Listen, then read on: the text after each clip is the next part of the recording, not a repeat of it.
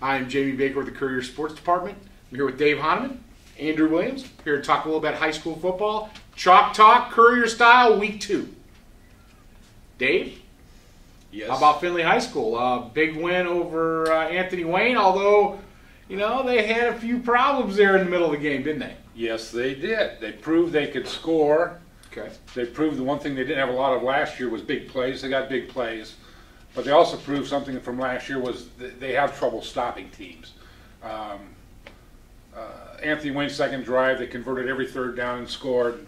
Their next drive, they converted a fourth down and scored. They've got to get the other team off the field. And that's especially going to be big this week because Grove City's coming to town, and Grove City wants to do one thing, and that's run the clock.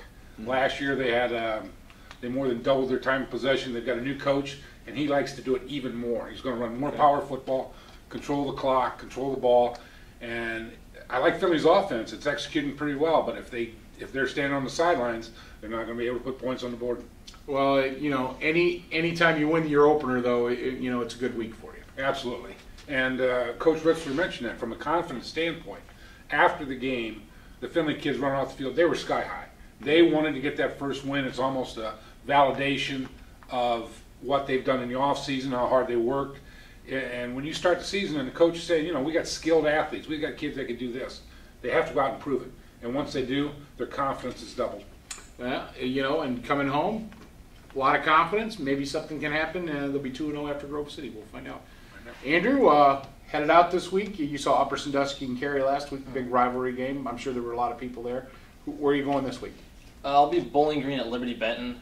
It should be an interesting game. Like we talked all summer about how the BBC were just so uncertain with so many new things happening with the new teams coming in and new coaches and a lot of switching around. So I don't think we knew what to expect out of Liberty-Benton with losing a lot of seniors. And, they got a big win against Winford, which is always a good football team. And, some other surprises around the league that we weren't really sure about, Lipstick going down the way they did, things like that. So Bowling Green, a much bigger school than Liberty-Benton, a D2, D3 type team. And coming in against Liberty-Benton, it should be a pretty good game. Liberty-Benton always puts up a good showing, especially at home, and so I'm looking forward to seeing that. Well, I got a few connections out there, and still, and from what I understand, Bowling Green scheduled this game thinking, well, it's a Division 4, Division 5, it's a Division 5 school, Liberty-Benton.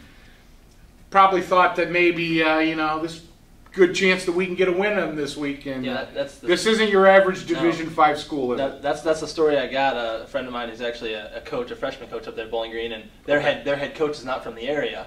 So he scheduled the game. And he came in and said, "Hey, we're playing Liberty-Benton this week, or week 2 of the season." And all the coaches are like, "You don't know who Liberty-Benton is, do you?" And not your average Division 5 team. It's not going to be an easy win if Bowling Green's going to come down here and try to steal one from them.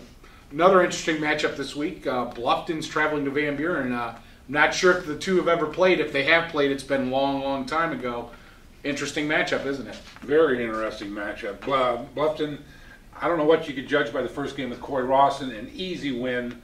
And coaches will tell you they want to get their starters tested in that first game, see how they're going to stand up. Van Buren's supposed to have a very good, very quality team this year. I think it's going to be 2 hard-nosed teams bumping heads. A real good test for both schools. Kind of 2 schools that need validation. They both want to play for league titles this year. And Bluffton in the Northwest Conference, Van Buren in Blanchard Valley Conference, and this is like a measuring stick week for them, isn't it? Yeah, like Dave said, Bluffton didn't really get tested against Cory Rawson, and Van Buren didn't really get tested too much either. Their first week rolled into a pretty easy victory. So, I talked to Coach Schaub before the season, and his guys really want to take that next step. That they had a tough year last year with injuries and stuff, where they thought they could make that next step in the conference, and they want to be right up there with the elite teams, with the Liberty-Bentons and Macombs and Arlington. So they need to win games against quality opponents like Bluffton, and this will definitely be a measuring stick for them for both teams. Validation game for both schools. All right, that should wrap up the Chalk Talk Week 2. You can get all the information on the games in Saturday morning's Courier.